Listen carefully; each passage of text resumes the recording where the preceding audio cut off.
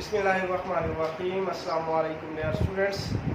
Dear students, today I am going to discuss Calculus 2 chapter 9 further applications of integration. तो students last time हमने जो lectures discuss किए हैं वो chapter 8 में से डिस्कस किए हैं, जिसमें हमने सिंपली इंटीग्रेशन को डिस्कस किया है। फर्दर इंटीग्रेशन के हमने टाइप्स को डिस्कस किया है। अब हमने फर्दर क्या डिस्कस करना है, इंटीग्रेशन की एप्लीकेशंस को डिस्कस करना है। तो स्टूडेंट्स आप लोगों ने चैप्टर 4 में आप लोगों ने जो डिफरेंशियल इक्वेशन की फॉर्म बनती है वो dy by dx is equal to f of x, जिसमें आपके पास ये जो y है, y बीइंग अननोन, आपके पास y कोई भी अननोन फंक्शन है, आप इसमें क्या करते हैं, इसको डिफरेंशिएट करते हैं y को।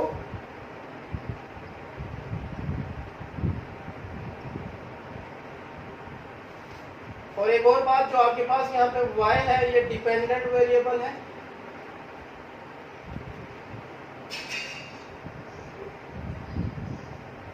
And x is independent variable.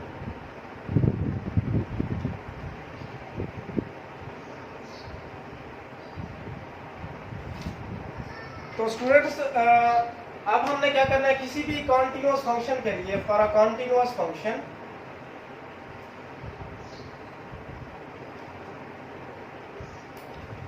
for a continuous function f, we found the general solution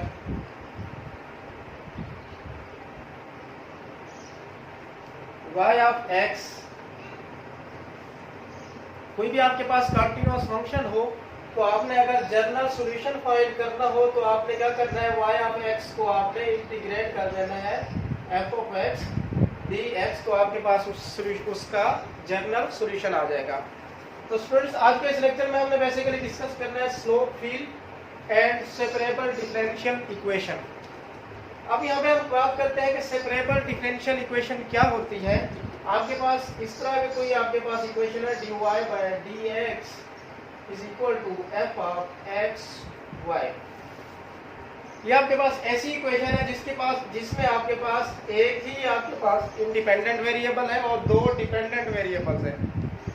ठीक है, आप यहाँ पे नोट करें, y डिपेंड कर रहा है x पर भी और y पर भी, मींस कि आपके पास यहाँ पे दो डिपेंडेंट वेरिएबल्स हो गए। तो इस तरह का जो आपके पास इक्वेशंस होगी वो आपके पास सेपरेबल इक्वेशन की फॉर्म में होगी। आपने उसको, अब सेपरेबल का क्या मतलब है, आपके पास इस टाइप की कोई इक्वेशन होगी, लाइक अगर मैं एग्जांपल दूं dy by dx is equal to xy plus x। अब आपका अगर आप नोट करें तो इसमें आपके पास दो वेरिएबल्स आ रहे हैं ना, x और y, अपने उसमें प्रोडक्ट की फॉर्म्स में आ रहे हैं। तो हमने क्या करना है, इनको सेपरेट करना है, मींस कि इनको इनकी सेपरेबल फॉर्म में लिखना है। तो ये बेसिकली हम नेक्स्ट लेक्चर में डिस्कस करेंगे। तो आज बेसिकली सबसे पहले इसके बाद हम डिस्कस ये करते हैं कि अगर हमारे पास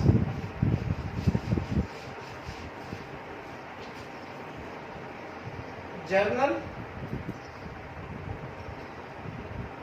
फर्स्ट ऑर्डर डिफरेंशियल इक्वेशन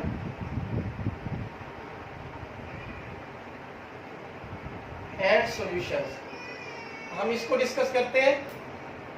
तो हमारे पास general first order differential equation basically क्या है, तो वो हमारे पास इक्वल है dy by dx is equal to f at x, y।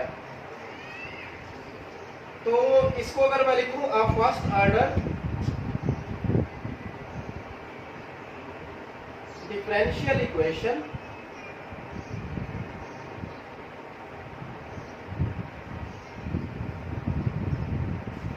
in which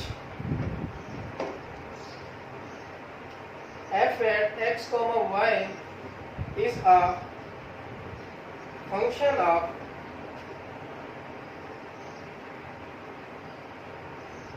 two variables। ये आपके पास क्या है, कोई भी फर्स्ट ऑर्डर डिफरेंशियल इक्वेशन है जिसमें आपके पास ये जो f ऑफ x, y है, ये आपके पास कोई भी दो वेरिएबल्स का क्या है, फंक्शन है। तो which is defined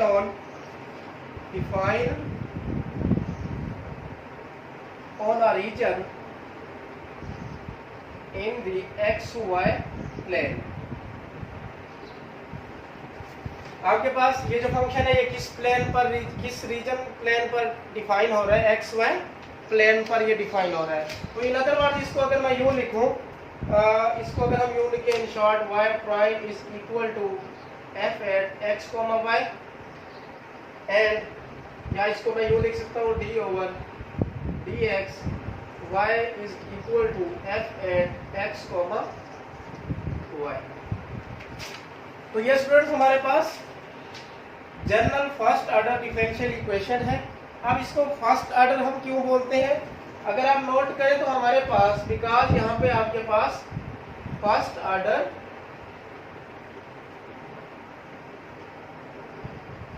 first derivative, इसको अगर आप नोट करें तो ये आपके पास चूंकि फर्स्ट डेरिवेटिव है तो इसलिए इसको हम बोलते हैं फर्स्ट ऑर्डर डिफरेंशियल इक्वेशन। अगर मेरे पास यूं होता D square Y over D X square, तो ये अगर आप नोट करें तो अब आपके पास जो डेरिवेटिव है सेकंड ऑर्डर है, तो इसका मतलब ये आपके पास क्या होगी, सेकंड ऑर्डर डिफरेंशियल इक्वेशन। तो अब हमने अगर इसका सॉल्यूशन फाइंड करना हो कि अगर हमारे पास जनरल सॉल्यूशन हम किसी इक्वेशन का कैसे फाइंड करते हैं, इसी तरह नेक्स्ट हम इसी लेक्चर में डिस्कस करेंगे कि कोई इक्वेशन हमें गिवन हो तो उसका हमने पार्टिकुलर सॉल्यूशन हमने कैसे फाइंड करना है। तो अब हम बात करते हैं कि हमारे पास जनरल सॉल्यूशन क्या होता है। ठीक है, तो जनरल सॉल्यूशन क्या होता है,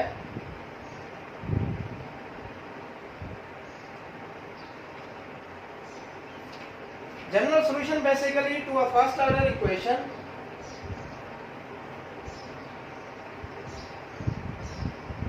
the general solution to a first order equation is a solution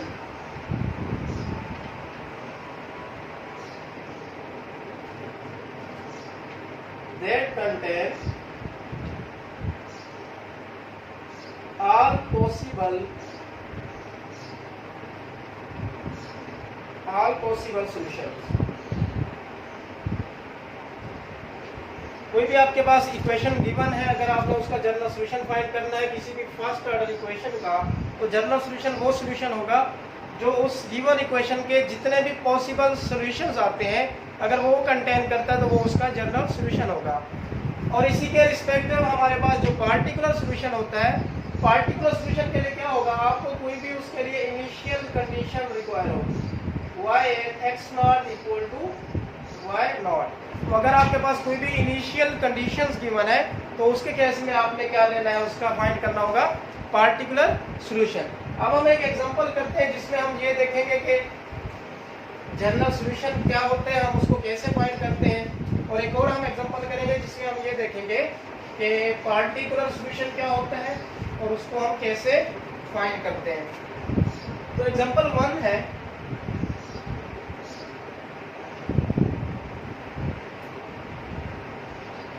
example 1 क्या है हमारे पास, show that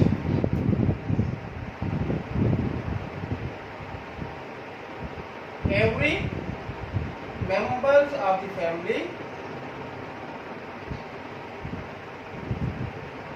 every member of family जो कि आपको गिवन है, family of functions y equal to c over x plus 2 is a solution of first order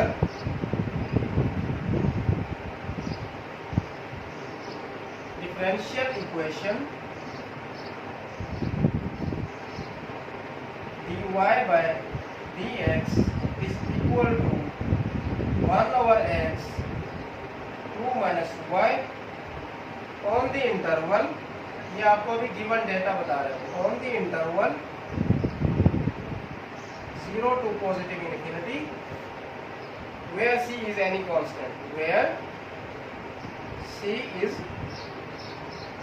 any constant। अब हमने इसमें क्या करना है, अगर आप नोट करें तो उसने हमें ये कहा है, show that every members of family of function y equal to c over x plus 2 is a solution of first order differential equation. हमने इसको शो करना है कि क्या ये इस गिवन इक्वेशन जो आपके पास फर्स्ट ऑर्डर डिफरेंशियल इक्वेशन है, क्या y equal to c over x plus 2 इसका सॉल्यूशन है। तो ये इसका सॉल्यूशन कब होगा, अगर आप इसका डेरिवेटिव लें और इस इक्वेशन को इसके साथ उसको कंपेयर करें तो वो इसको अगर सेटिस्फाई करती है तो हम ये कहेंगे कि y equal to c over x plus 2 क्या है, इसका सॉल्यूशन है। तो आप क्या करेंगे, इस इक्वेशन को आप 1 का नाम दे दें, इसको आप 2 का नाम दे दें। चलिए सॉल्यूशन में मैं अगेन लिख देता हूँ, to show y is equal to c over x plus 2 is a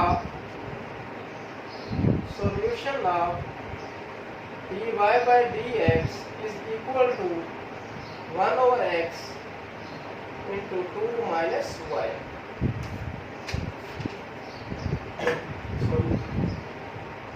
तो इसमें अब हम क्या करेंगे, इसमें अब हम ये करेंगे कि हमने ये देखना होगा कि क्या ये इसका सॉल्यूशन है। तो इसके लिए हमने इसको क्या करना होगा, इसको हमने डिफरेंशिएट करना होगा विद रिस्पेक्ट टू x। तो डिफरेंशिएट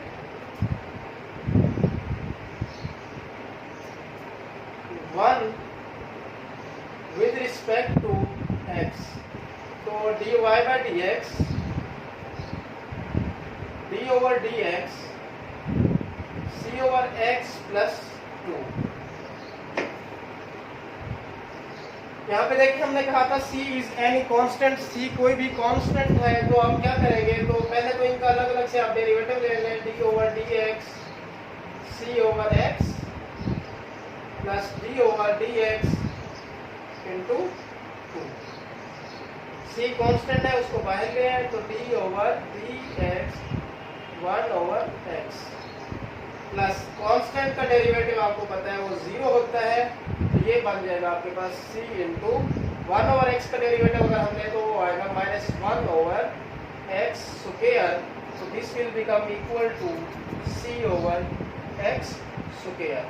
ये आपके पास क्या आ गया, dy बाय dx। इसको आप नाम दे दें थीटा। अब हमने क्या करना है, इसको हमने कंपेयर करना है किस इक्वेशन के साथ, इक्वेशन 2 के साथ। तो इसको आप अगर कंपेयर करें तो आपके पास बन जाएगा minus c over x square is equal to 1 over x 2 minus y। तो minus c over x square is equal to 1 over x 2 minus, अब आपको y क्या गिवन था, c ओवर x प्लस 2। तो y को आप पुट कर दें c ओवर x प्लस 2, ये आपके पास एक्सप्रेशन कुछ यूं आ जाएगा। तो यहाँ पे आ जाएगा minus c over x square is equal to 1 over x 2 minus c over x minus plus minus 2। तो this will become equal to c over x square is equal to 1 over x।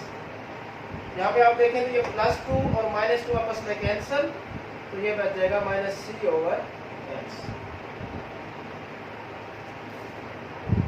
आप देखें minus c over x square is equal to, ये plus 1 और minus c मिलकर बनाएंगे minus c over x और x multiply करवाएंगे तो minus x square बन जाएगा। अब अगर आप नोट करें तो आपके पास left hand side is equal to right hand side. तो इसका मतलब which implies y is equal to c over x plus 2 is a solution of dy by dx is equal to 1 over x 2 minus y। तो इसका क्या मतलब हुआ, आपके पास जो गिवन y था वो इसका सॉल्यूशन है। मैंने आपको स्टार्ट में ये कहा था कि ये इसका सॉल्यूशन कब होगा, अगर आप इसका डेरिवेटिव लें और इसके साथ कंपेयर करें तो दोनों का आंसर सेम आना चाहिए। मींस के left hand side is equal to right hand side अगर आ जाए तो ये हमारे पास, अगर आप नोट करें तो लेफ्ट हैंड साइड और राइट हैंड साइड दोनों क्या है, इक्वल है। तो ये हमारे पास एग्जांपल कंप्लीट हुई। अब हम सेकंड एग्जांपल करते हैं।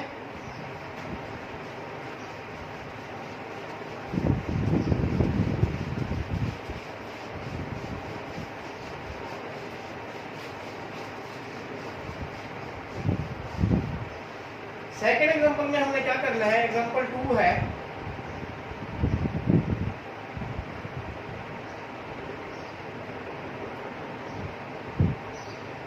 एग्जांपल 2 में वो हमें ये कहता है कि verifying that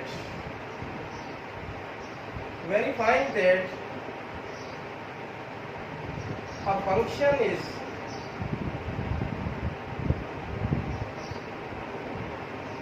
a particular solution।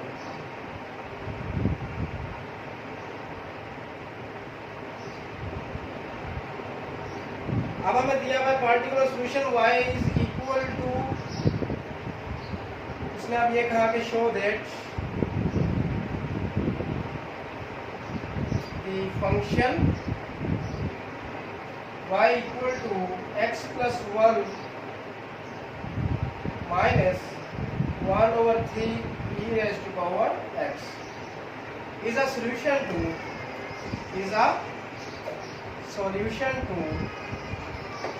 first order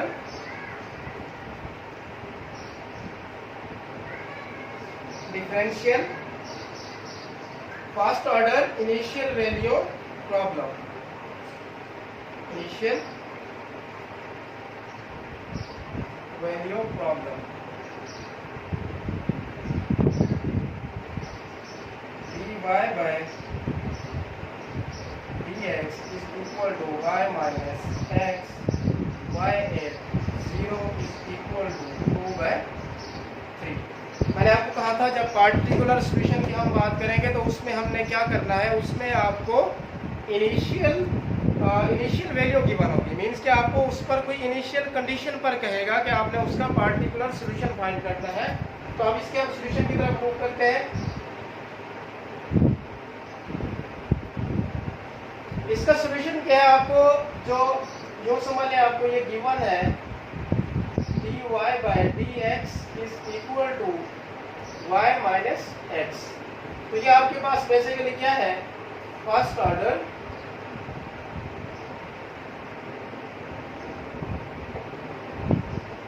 differential equation, साथ ही इसके इनिशियल कंडीशन गिवन है y at 0 is equal to 2 by 3। अब चूंकि हमने ये शो करना है कि क्या ये इसका सॉल्यूशन है, तो ये इसका सॉल्यूशन कब होगा। अभी हमने एग्जांपल 1 की, तो हमने क्या करना है, इसका डेरिवेटिव लेना होगा। तो अब आप ले लें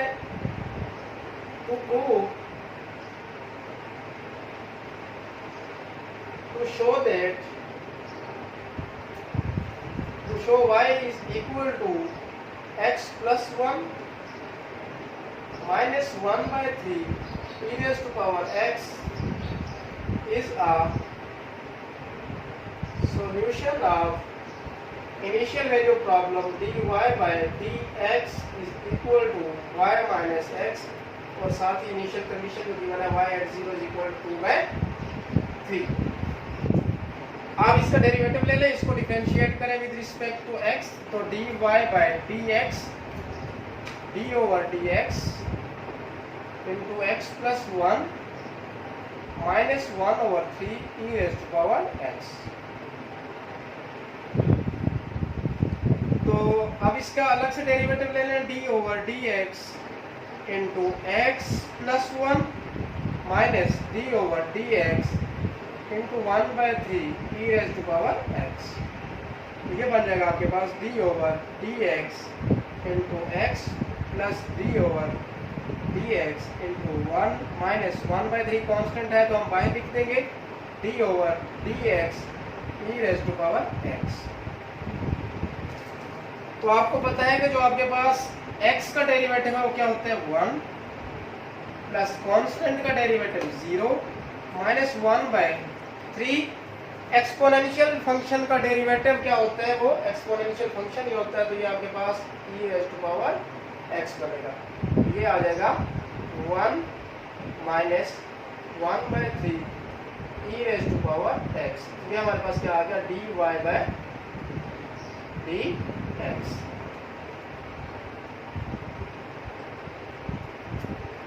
हमने क्या करना था, हमने ये शो करना था कि क्या ये y = x + 1 - 1/3 e⁻x इसका सॉल्यूशन है। अब हम क्या करेंगे, इन दोनों को आपस में कंपेयर कर लेंगे। आप अगर इसको नाम दे दें 1 का और इसको आप नाम दे दें 2 का, तो अब आप यहाँ नोट करें, अगर फ्रॉम 1 and 2, इसको हम इस साइड में लिख लेते हैं,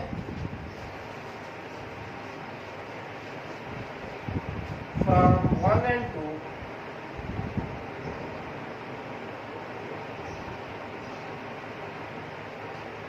y minus x is equal to 1 minus 1/3 e⁻x।